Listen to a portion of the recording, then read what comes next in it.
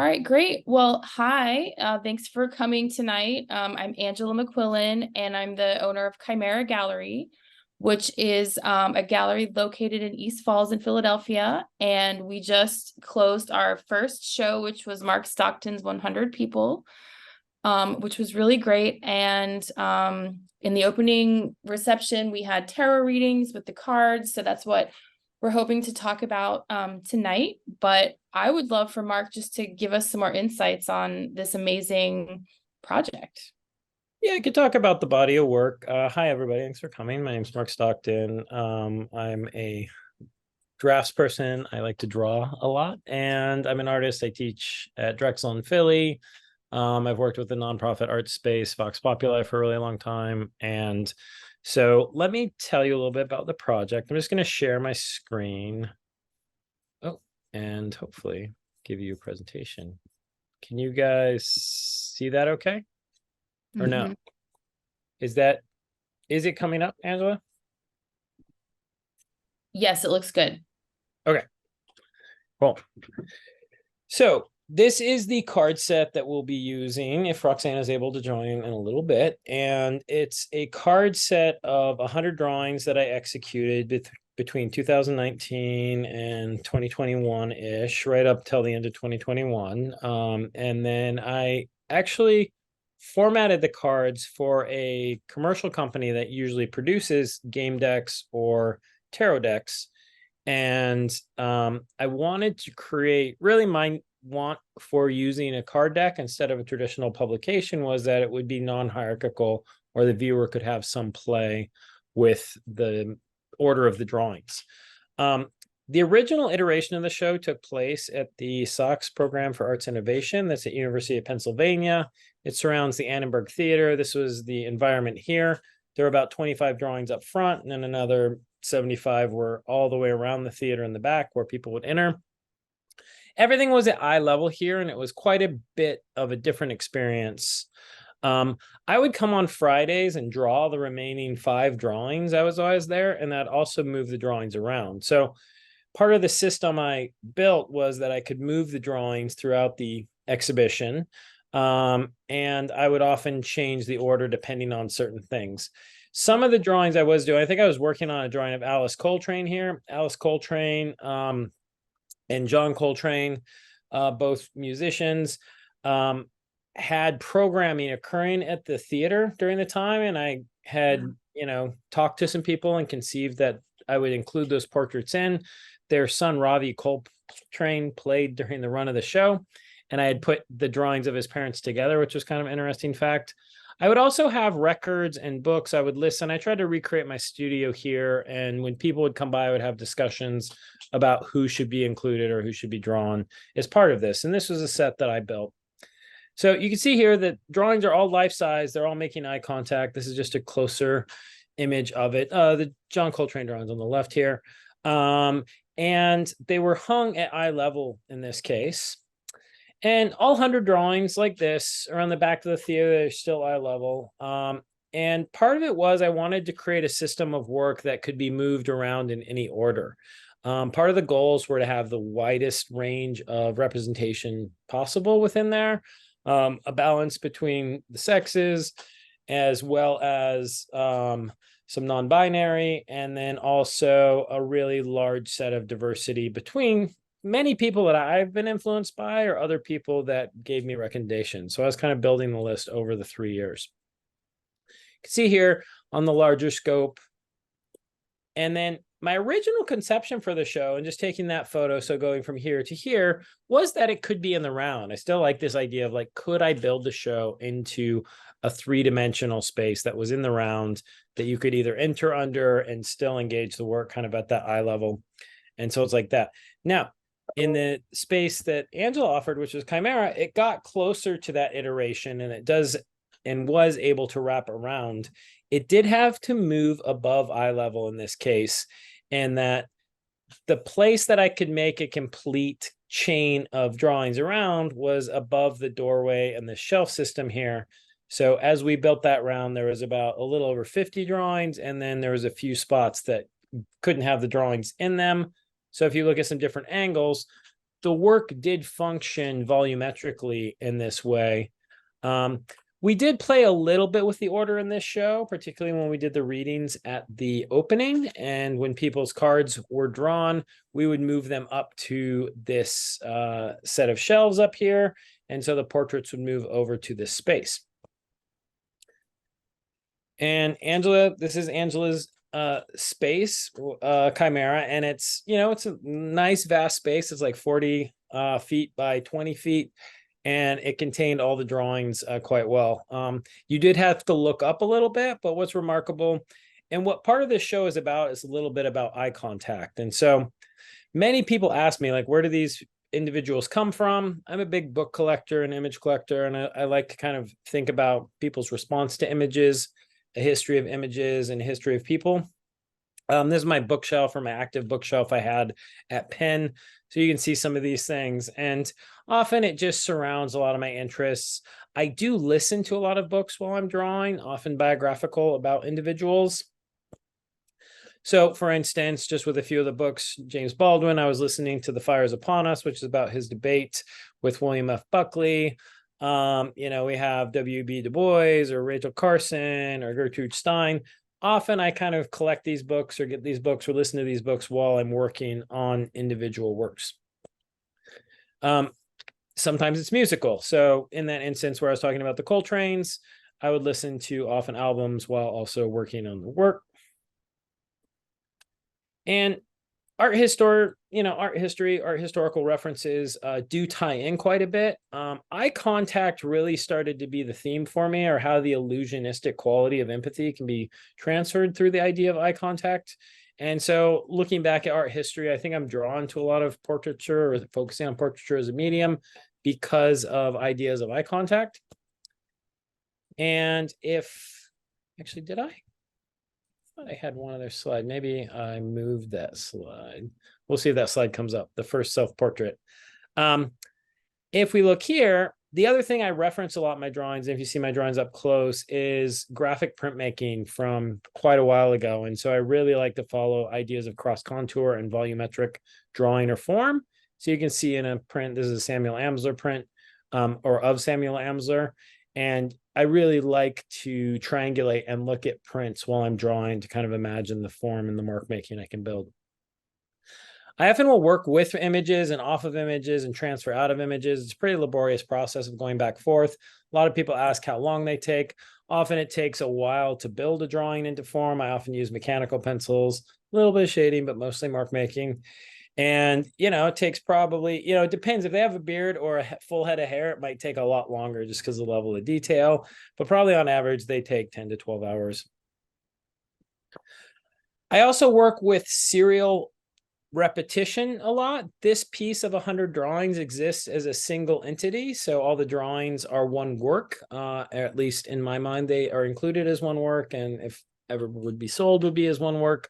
So these are some past examples where I've used some of that seriality in terms of multiplicity of images or composite imagery, kind of creating a greater sense of system or connection. And then I also like to play with scale. So it is often bigger or playing with ideas. These are some larger drawings I've done in the past where I play with the paper in different scales or different formats to work on larger scales. So to get to the deck here, I worked with the award-winning designer Elaine Lopez, who helped do some of the graphic design for the exhibition over at UPenn. And we worked together to come up with a format where the card system would change, or is a little bit different on the back. And then all the names were very lightly included in the upper left. So you can see the image here, cards laid out. It did come with the same booklet, the essay. There's an essay, Slowing the Infinite Scroll by Mary F.E. Ebeling, who's a colleague of mine at Drexel University in sociology and women's studies. And really great essay.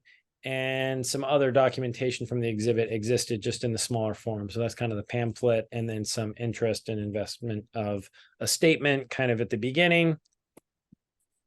And here, there's 4 different backs. It's kind of hard to tell because they kind of shift and are varied color, but the eyes and the number colors will change in varying order. So I think there's 4 different bags, 100 different sides. And then you can see the card set there. Okay. My website, I do all these projects, which can be seen on my website, and then the publication is still for sale at Chimaera on the website. And so you can see that there. And then the new iteration, one of our friends, Sherilyn, had done an original reading, and Angela had talked about earlier about doing some programming. Once we were talking about doing programming before even the idea of the space or the show came about. And so it was, Angela introduced me to Roskana, and we started talking, and Roskana got my set, I think last year sometime, I think in mid-spring, and has had the deck for a while and has been doing some test readings and some other things with it. So that's kind of how this came about. So here's Roskana at the opening. This is the last image I have to show. But it is my friend Stuart getting a reading. And we were doing 3 card readings at the show, and you can see a little bit here where the drawings that were being selected were put over here. So they're on a removable kind of positionable system that I could move and change. So that is that. Do we have questions? Roskana just just joined us. Hi, Roskana. Hi, Roxanne. I just have a quick question about your process. So it's interesting. I didn't know that you did this like transfer system with the drawings. When you make something really, really big, how do you kind of translate that? And do you just do it freehand, or is there like I use either some type of grid system. I mean, you see a big drawing in the background. That was more of a grid system, but I usually break it down with smaller bits and systems and grids.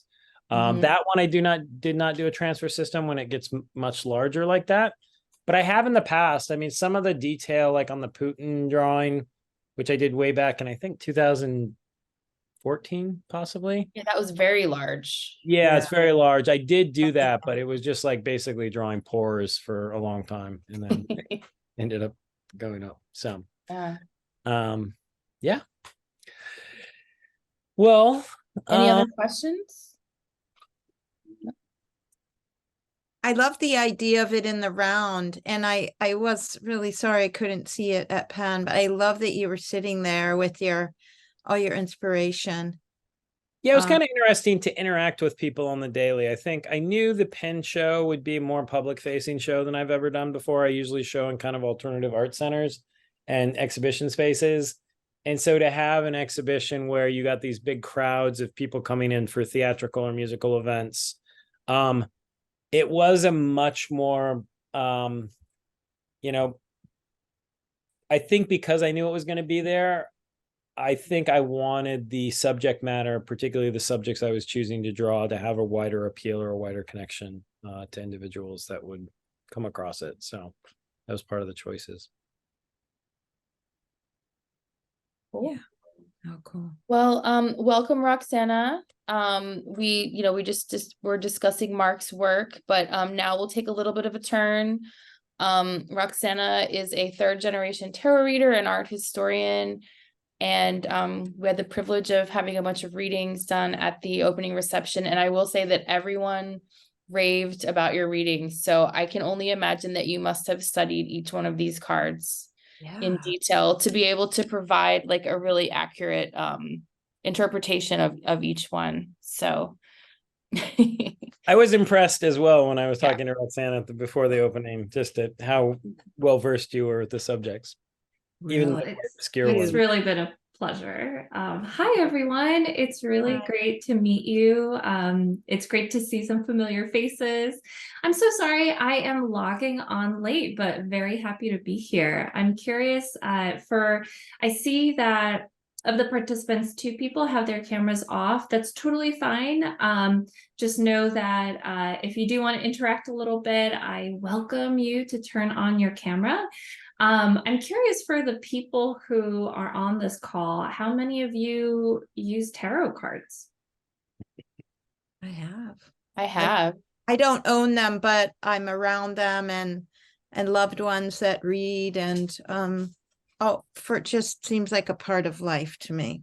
I actually studied tarot, but I'm just not good at reading the cards. So I think I very much appreciate your skill because it's definitely an intuition that you have.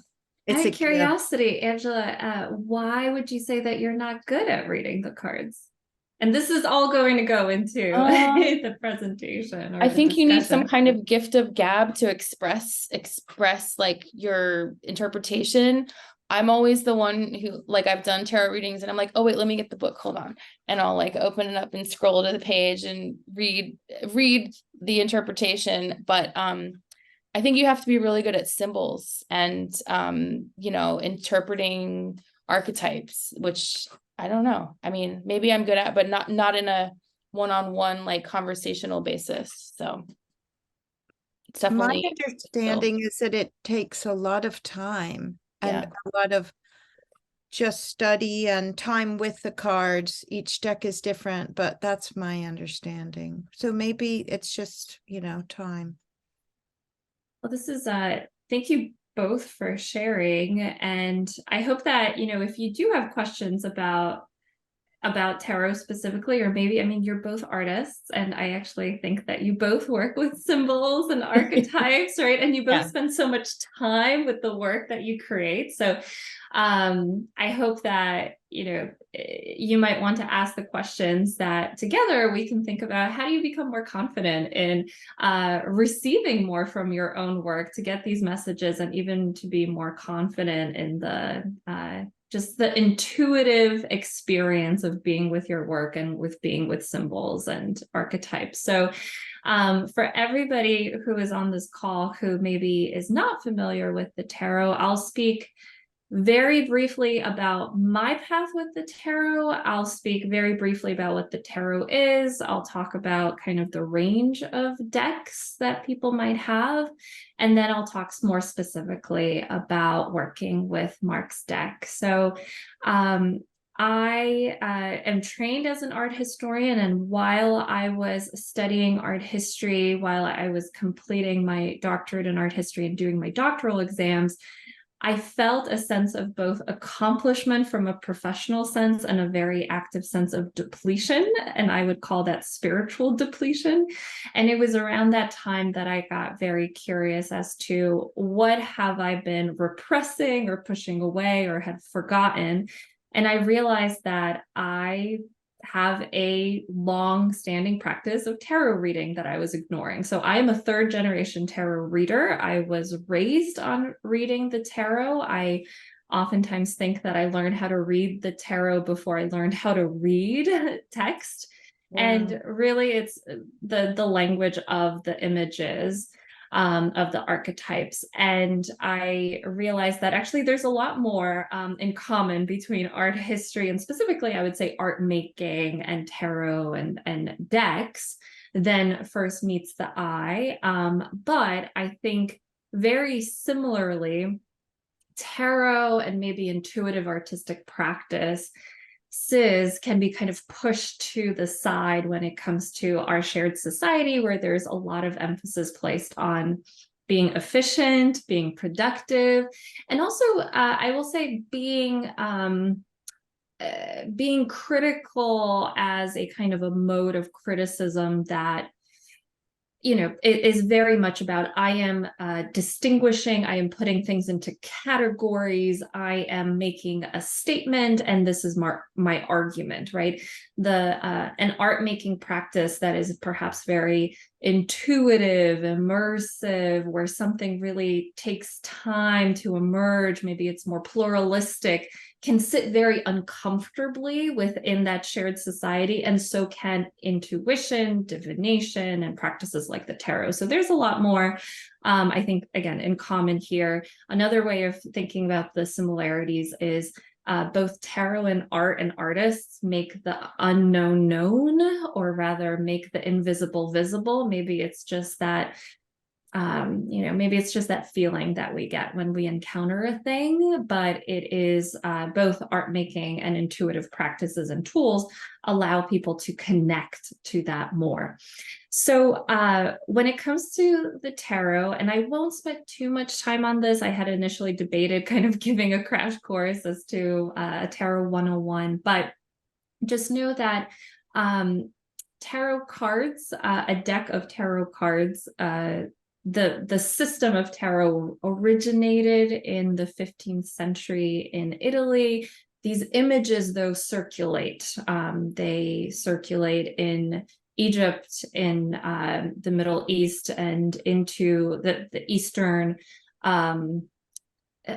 Definitely a lot of actually overlap between the Indian continent and the movement of the Romani people into Europe. So there's a lot of circulation of images, and just because the cards got a kind of a visual vocabulary around the 15th century does not mean that those images did not exist beforehand.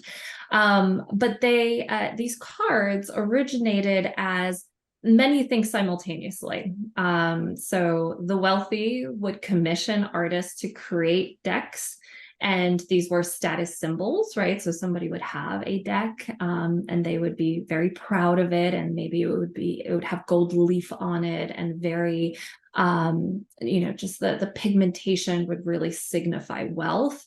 Tarot cards were also very quickly, almost immediately used for gambling, and almost immediately used for divination, which just goes to show you is that there's we can't just put one category or the tarot into one category. It's not just, a high spiritual tool. It's also a game, right? Or it can just be like this really cool thing that you have on your shelf, and maybe it's like a super limited edition. I mean, I feel pretty proud that I have a deck of 100 people, it's a collector's item, right?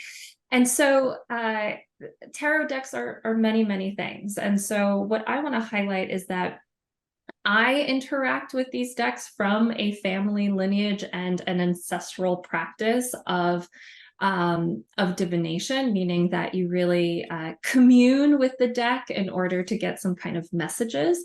But there are so many, there are so many ways of interacting with the tarot. So,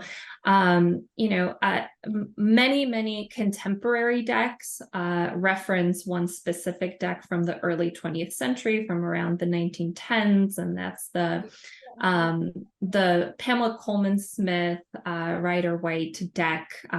It was created as the illustration is done by Pamela Coleman Smith. So this was, it was considered the first deck that actually had figures on all 78 cards. The tarot is a system of 78 cards. So you can see a figure in each of these images, though. I mean, technically there's one card where it's just wands, so it's just sticks.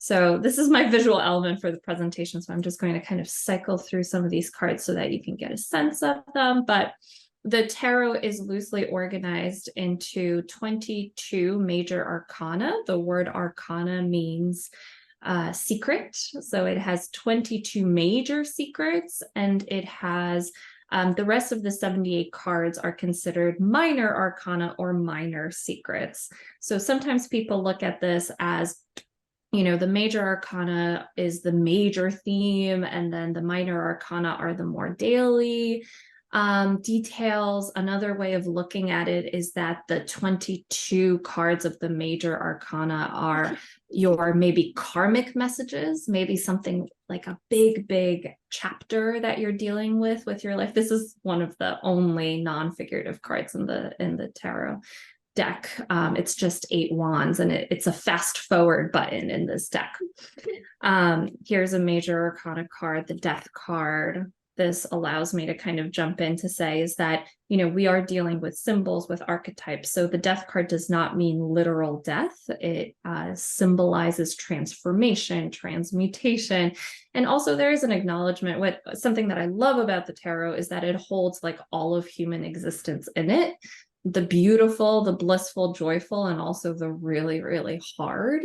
And so there is an acknowledgement that all cycles must come to an end and we have to undergo change, sometimes really hard change. So all of that experience is encompassed in the tarot. But going back to this idea of the major arcana are these karmic cards, karmic lessons, karmic things that you're working with. And then the minor arcana cards, I actually think of them as cards of free will. So there's a lot of, one of the questions that I oftentimes get is, I'm scared to get a tarot reading because what's going to happen, and I don't know what to do once I get that information. And something that I really like to emphasize is that I really like to highlight the agency that you have when you encounter these cards. You don't just receive these messages passively, but you really think about how you can co-create with these cards, meaning that these symbols and archetypes, they act on you, but you also get to choose how you embody them, interpret them, dance with them, etc. And so what I love about the minor arcana cards is that they do really emphasize that dance of co-creation, that feeling of like this card right here, the 10 of Wands. It's oftentimes an indication like, hey, you are coming up on a really busy period. It is time to delegate. It is time to review your to-do list, right? And there is this aspect of like, I mean, you can carry everything, you can handle things, but do you want to? Do you really want to, right? Maybe you can eliminate some of those things up front. And there's an aspect of you can choose what you put down. So I'm hopefully just highlighting that these cards have a lot of dimension, and there are different ways of encountering them where it's not just, they mean something very specific and you just receive them, but you get to really play around with how you receive these cards. Again, the tarot originated as gambling, game, a status of wealth, also a practice of self-reflection.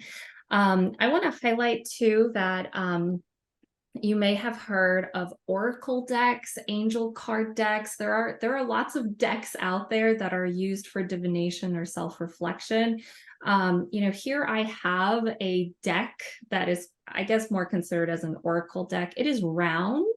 Sometimes when I use these, sometimes people say, oh, I thought it was a coaster, right? It's actually a print of a diamond on the back.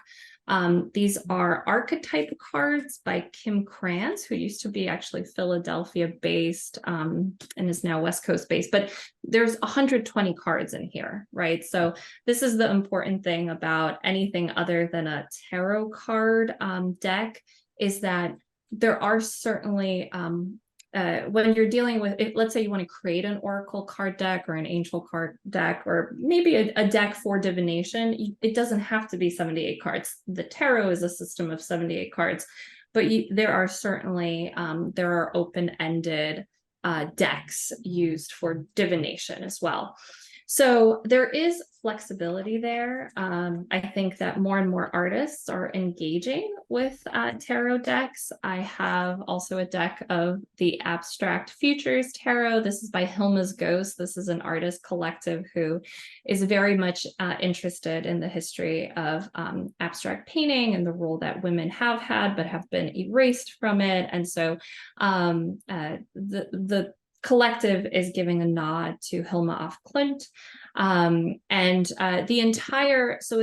That entire tarot deck it's 78 cards. It is the archetypes that I have spoken about of the Pamela Coleman Smith deck, just reinterpreted as abstract painting. And so this brings me, and I'll just show you a couple of these. So for instance, we have the 7 of Wands. That is a card that exists in most tarot decks. And here it is depicted in a more abstract manner.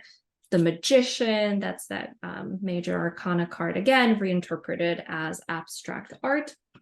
And so this brings me to what's really, I think, unique about 100 people and also working with 100 people as a deck is that it's not a tarot deck. It is, right, the figures that appear in the deck do not correlate to specific cards in the tarot. it's not, so to engage with a deck like Mark's 100 people is not to just go like, okay, I'm going to get a reading and, you know, I'm going to pull, I mean, who do I have here? Jesse Owens, and Jesse Owens is definitely the magician. And so when I look at Jesse Owens, I know that this means that I'm like extra like powerful with like what I'm calling in. The magician as an archetype in the tarot is oftentimes someone who can actually like call the shots. There is this feeling of like, hey, right now, the moment that you're in, if you want to make something happen, you can make something happen. So to engage with Mark's deck, you know, and yeah, I don't know if I'm going to actually be able to like weave anything witty from what we've just seen, but I mean, I guess what we can say is that images have a lot of impact on us, right? And it's not just graphic images, like we do have this feeling of like, oh my gosh, you know, where did that come from? And so with Mark's deck, I think what's really exciting that something that I would say that drew me to even take on the challenge of trying to think through how might I read with Mark's deck was it was so obvious of how much care went into every single portrait. And so this idea that, you know, the artist is really immersing himself in the process of making this image, of really understanding and maybe just immersing into the influences that also went into that person, whether it's you know, Coltrane's music or Alice Coltrane's you know, all of her amazing multidimensionality, and just trying to get again immersed in that in order to create an image. And so I thought that this deck really lent itself to an immersion as well. So a couple of ways to engage with Mark's deck as a deck. You know, you are very welcome. You'll notice that how many people on the screen have this deck? I do. Okay, cool. So many people do. For those of you who don't and are interested in it, you'll notice, and anytime I work with a deck and I kind of pass it along to somebody to shuffle, somebody will inevitably say like, oh my gosh, this deck is so hard to shuffle. I'm not sure how to shuffle. And then I always say there is no right or wrong way to shuffle. So this is just all to say is that, you know, you engage with the deck as an object that you can manipulate and engage with. Just by rearranging the cards, you start to enter a conversation. And again, there's no right or wrong way to shuffle. I oftentimes shuffle like this because then the orientation of the cards doesn't shift. When you do start to get into, you know, divinatory readings, you start to notice that orientation matters. So if an image is upright or in reverse, it does have different significance. But you might just pull the first card. Interesting. Okay, I have Upton Sinclair, so we have a kind of a judgy presence in the Zoom room, and so you might just pull a card, and you know, you might just sit with it and just notice what comes up for you. So, are you excited to see this person? Are you a little bit frustrated? Are you perplexed? Do you realize like, oh, actually, I don't know much about this person's work. Do I need to dig into it? You could use this as a tool for journaling. So you could actually start journaling as to, you know, just first about, okay, I pulled Sinclair, what does this make me think of? But then go into free writing. So really allowing your mind to wander. You can do the same thing with drawing. You could, you know, these cards have tremendous detail on them. And so maybe for starting to do a little contour drawing, but then maybe getting a little lost with an eye and thinking about what comes up for you and the details, etc. So you can use it as a prompt to your own creative practice.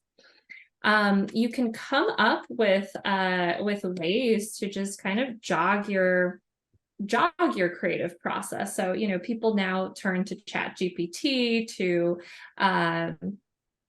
just jumpstart their ideas, and you can do the same thing with a deck like this. So maybe you're feeling really stuck on an artwork and you're just not sure where to go. Again, shuffle the deck, pull out a card, and get curious about what does this person what do they represent to you? Are they really, really like fluid with their work? Are they more structured? Is there something, would you benefit from welcoming more structure to your creative process or more flexibility? So you don't have to have an intuitive practice. You don't have to be interested in divination in order to use a deck. You can use it as a spark for self-reflection, or you could use it as a way to start getting curious about your own creative process. You might, draw a card again, and let's see, who do I have now? I have Emma Goldman. And so, start to really dive into, like, maybe go down a Wikipedia rabbit hole and just see where that goes, right? So you don't have to, you can really allow yourself to co-create and get curious about that. But you can also use this deck for divination. And so how does one use a deck like this for divination? One thing that I would say is that what's really, really key to it is to be open to receiving. So what I would mean by that is if you are sitting down specifically to get curious as to maybe what to open up to or what to welcome in your life, if you're feeling really like frustrated, if you're feeling really distracted, that's probably not the best time to do it, because you won't be able to receive your intuitive messages. You won't be able to also trust that intuitive voice. So you might go through a process of incorporating some movement and just noticing, when do you feel ready to listen to yourself? So one thing that I would say for anybody who is feeling like they're not a very good reader, so much of that is just by feeling like, oh, I have the time to spend with these cards and I have the time to listen. So for us collectively, we might, what I would like to do is actually walk us through an exercise where we are practicing what does it mean to receive. And then I'll also draw cards for a collective reading for cards for this month, since we're meeting at the start of a new month and it is eclipse season, which just means that, there's a lunar eclipse, there's a solar eclipse. These are considered times astrologically that can be quite volatile.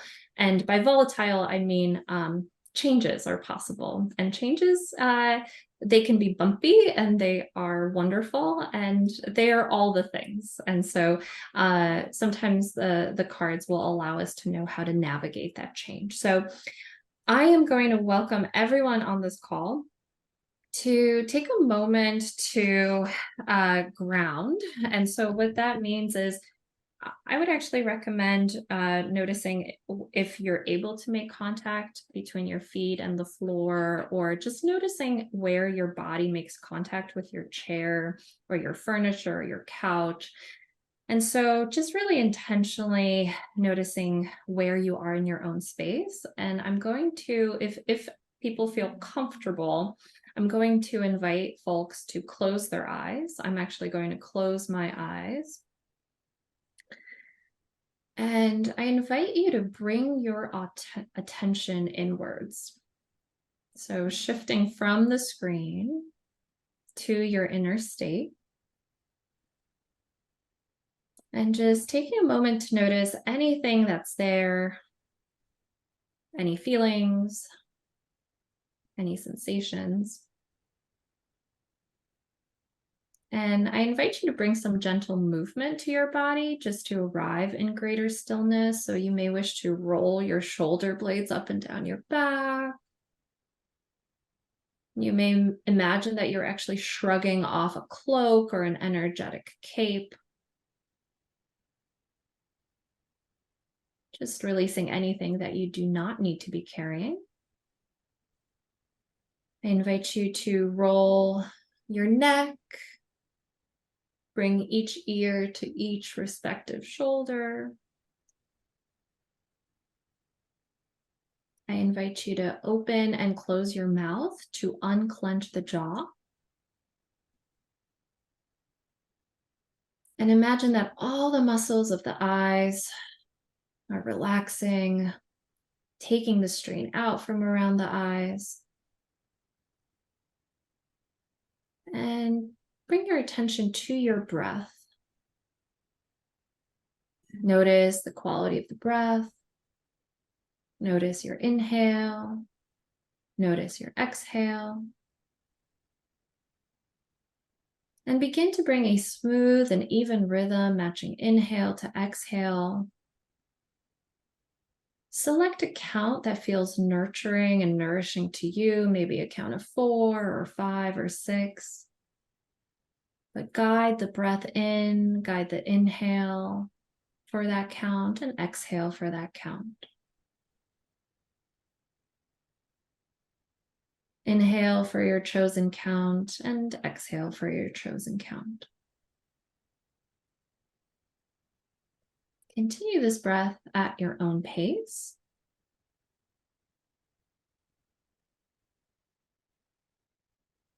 And perhaps get curious as to, is there any spaciousness that you may invite today? Maybe that feels like deepening the breath. Maybe that feels like just creating more spaciousness in your body, maybe stretching out a little bit more. Notice if that's what you need today. You don't have to sit still. Just getting curious as to how might you welcome spaciousness today.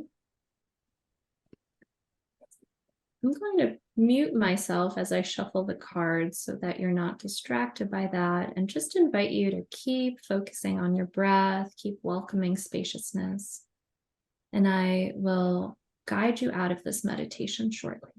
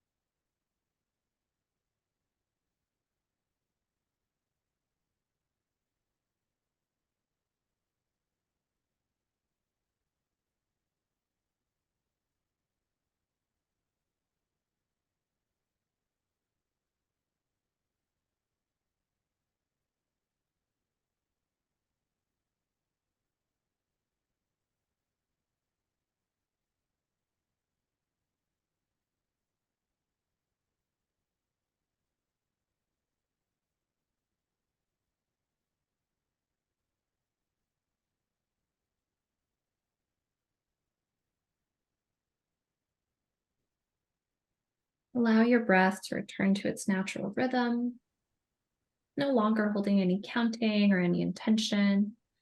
Just notice how you feel now. Notice any sensations. And if something came to you, maybe a feeling, a message, a sensation that you'd like to remember, you're very welcome to jot that down if you do have a pen or a pencil handy. But otherwise, I invite you to just gently guide your energy back and attention back to the room that you're in, welcoming some gentle movement to the body, bringing some movement to the neck, and returning back to the screen. And so I'm going to present the cards that came up, and I will welcome some interaction. So I definitely welcome anybody who is unmuted to just jump in, or anybody to unmute themselves. But the figures that came up from the deck are Rachel Carson. And I have to say that Rachel Carson has been showing up a lot for me when I use this deck. Toni Morrison.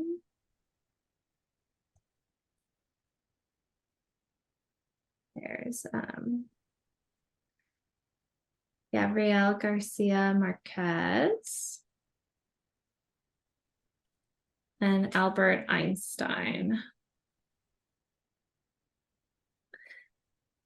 So I actually, before I go into the position of the cards or the meaning, I really want to get a sense of what folks are, how they are reacting to this. So Rachel Carson, Toni Morrison, Marquez, and Einstein.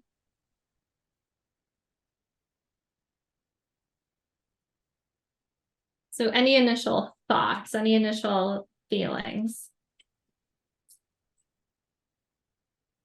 Go ahead. Thrilled. Go ahead. Go ahead, What? Margaret.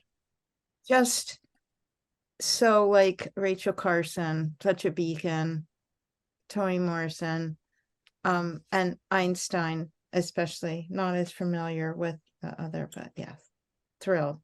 See that. Yeah, I feel like they're all very strong personalities, strong presences. But I mean, I guess maybe that's the whole deck. I don't know.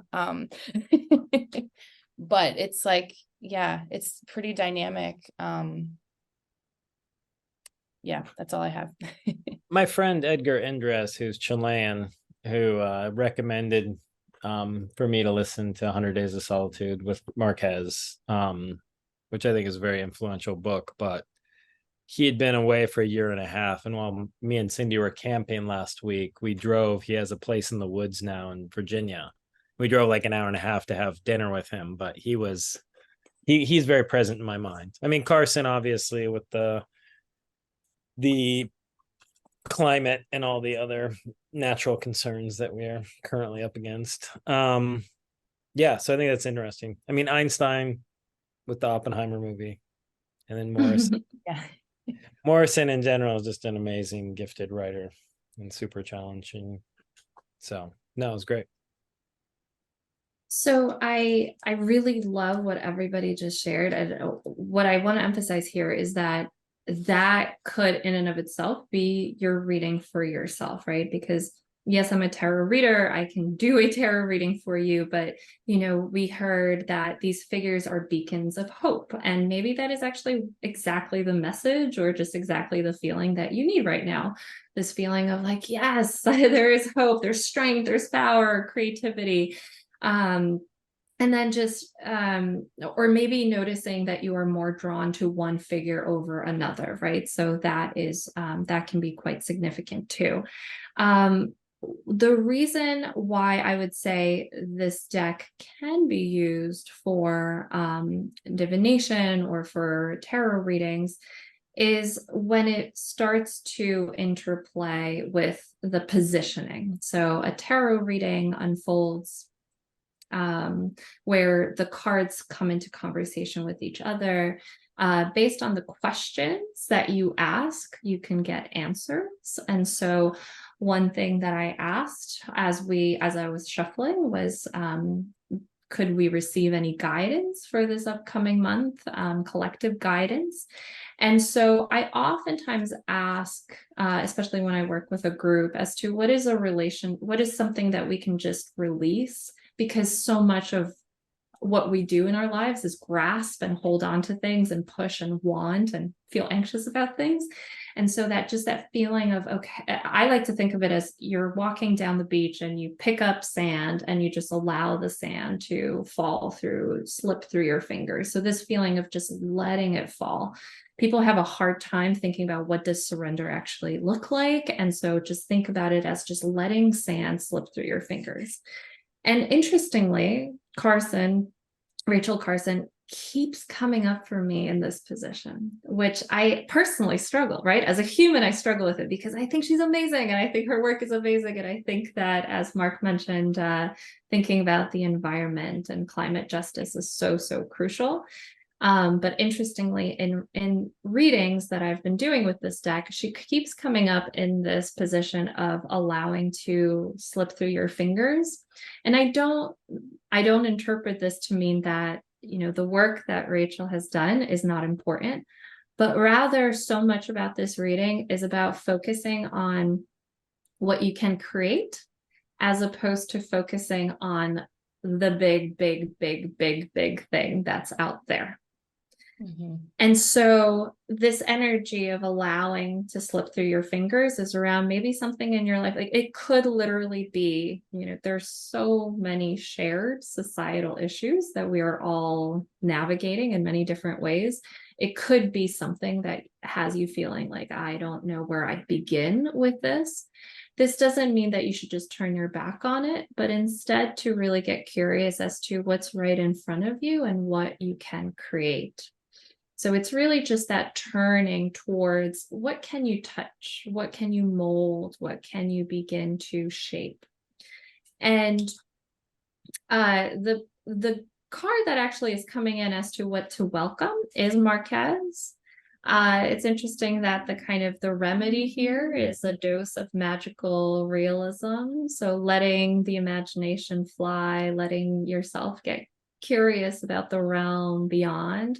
If you've been feeling so silly for, wanting to create art at this time, if you've been asking yourself the question of what is the purpose of art if we are dealing with these big issues, this card is showing up as really create the world that you want to see, create the images, the art. You have to imagine first something before it truly becomes real. And so welcoming that really brilliant sense of imagination into your month. Toni Morrison has been someone who is a very evasive of identities. So she's been someone who is so committed and has such an integrity to her own voice, to her own really challenging authenticity. And so she's kind of swooping in as just a little, it's almost like a guardian angel of sorts. Just I will say that this card here is quite specific for just some of you on this call. So again, if you've been feeling like, should I actually identify myself with this group, or should I maybe shift my craft towards something? Another way of looking at it is if you've maybe seen a grant proposal and it has nothing to do with what you're working on, and you're like, maybe I can make a case that it has a lot to do with what I'm working on. Probably not the grant for you, right? Toni Morrison is here to say, really, really follow your authentic voice, because that is the way to create the work that the world needs. And I love Albert Einstein just coming up here, because I was quite content with the 3-card reading, but then it almost felt like there was another kind of advice figure that's here. And so the people on this call, the people who are maybe listening to this recording later, welcome the people who remind you of Albert Einstein in your life. Those brilliant, brilliant madmen of figures that are somehow so brilliant and chaotic and messy, et cetera, et cetera, et cetera. Those people that make you see the elegance and the chaos.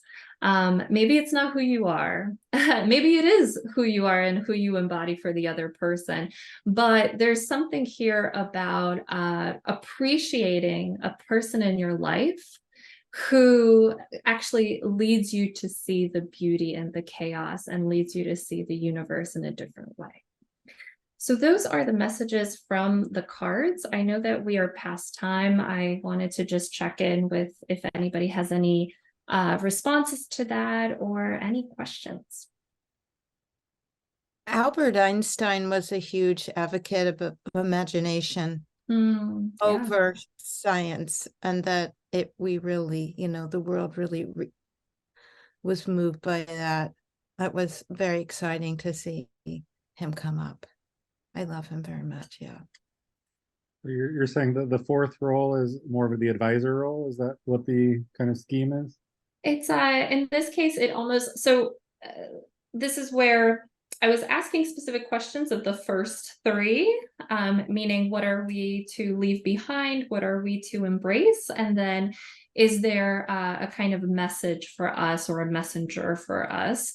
And then the 4th one really came up as maybe somebody who is not us, who is really significant in our lives. So it could be an advisor, it could be a mentor, it could be a friend, it could be a partner, it could be maybe a part of you that you have suppressed a little bit, right? But it's almost something that feels like an other to a certain degree.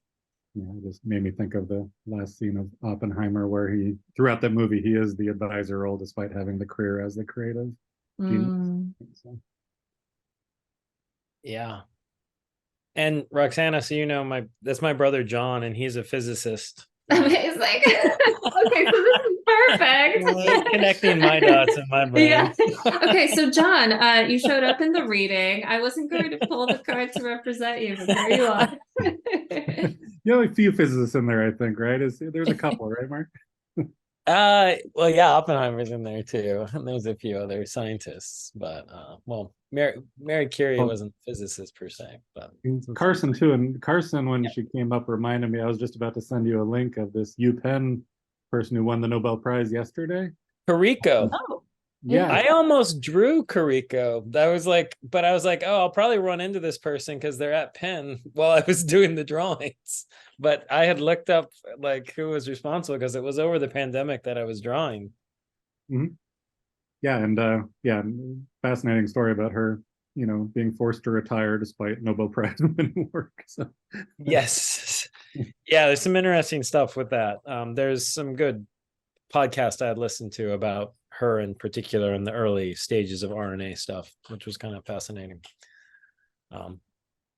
Yeah, no, very, very interesting. that was really insightful. Roxana, you have a talent. I mean, Yes. honestly, just to like connect the dots and put all these things together and say it so eloquently. And I actually quoted you only because I'm working on an exhibition about gun violence using future thinking. And I love this quote. I wrote it down. Create the world that you want to see. You have to imagine something before it becomes real. So I think, that really resonated with me because that's what, we need to do. I'm smiling because I that is definitely influenced by bell hooks. Yeah. So it is definitely not the quote of bell hooks, but it's it is a filtering of bell hooks outwards. Yeah. Well, I have one question about the tarot, and that is that, I mean, I probably know the answer to this, but I always thought of, I guess it's Rider Waite, or you said Rider White, or however you say it.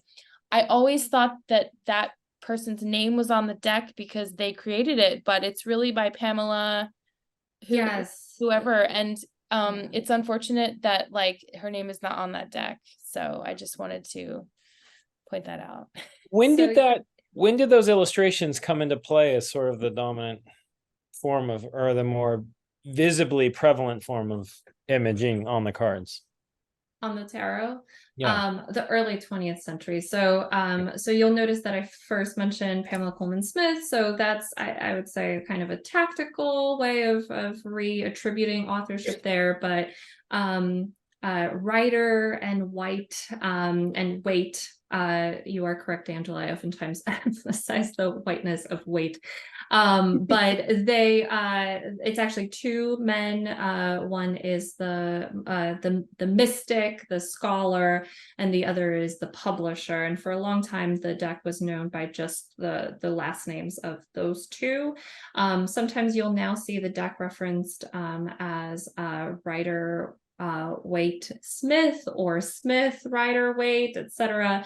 But for any of you who are interested, there are examples throughout like the history of tarot where there is oftentimes a male scholar who wants to create a deck or who comes up with a system for the deck, and then commissions a female artist to execute the deck. So there is, I mean, there are many people who actually feel as though the images themselves have the more impact on them. That being said, I love Pamela Coleman Smith. I can talk about her forever. I will say that, the partnership between Rider, it's Waite and Smith, was very much so that Waite did have very specific ideas for the cards and then would talk to Smith, and then Smith interpreted and created those images.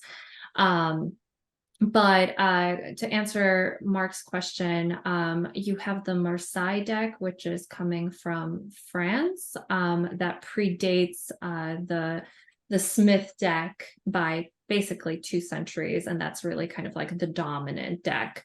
So what's really significant about Smith's interpretation of the tarot is that basically each and every single one of the 78 cards has some kind of narrative scene to it. It's not just a symbol. You can kind of like tell a story based on the image that you see. Yeah, it's interesting because you could see, like, even on the death card, it's like the door depiction of the death with like the man riding the horse. You could tell there was some stuff being pulled into that. Cool.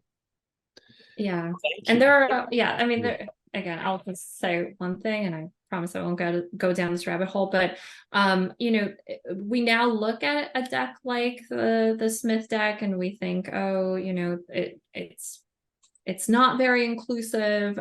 What's interesting is that, for instance, in the star archetype, I'm not sure if I'll find it right now, but the female figure who is depicted nude is the goddess Ishtar, and she looks completely white skinned, but in the original publication was actually darker skinned. And so over the course of the reprints, a lot of these figures got increasingly lighter skin. And Pamela Coleman Smith herself was from Jamaica, is a woman of color. And so actually the figures on these decks had originally been much more diverse. Interesting. Really interesting. You have so much knowledge. Well, I know it's a Tuesday. I really appreciate people making time, and thank you for your generous reading, Roxana. Yeah, thank you so much. Thank you. Thank you. Thank you all What a for being privilege. here. Yeah, it's beautiful. Thank you. Well, thank you. Thank you for letting us use your space. And we look forward to many great exhibitions to come. The next show coming up is dealing with the eclipse too, right? So It's called In the Umbra. There's an eclipse, I think, on the same night as the opening, but we won't be able to see it because you have to be in Western Pennsylvania. Yeah. But Margarita's work is in the show, and it's beautiful. So it's a big group show. exciting. And when is that? That opens when? Is that on Friday? It opens on Friday, but the reception is next Friday. Okay. Lucky Friday the 13th. Exactly. Ooh. Because the eclipse is technically on the 14th, but it's really close. I mean, they're right there. Very cool. Very cool. Well, we look forward to seeing that. That's awesome. All right. Good night, Okay. everyone. Thank Bye. you. Thank you. Great to see you all. Bye, Bye. everyone. Thank you. Thanks.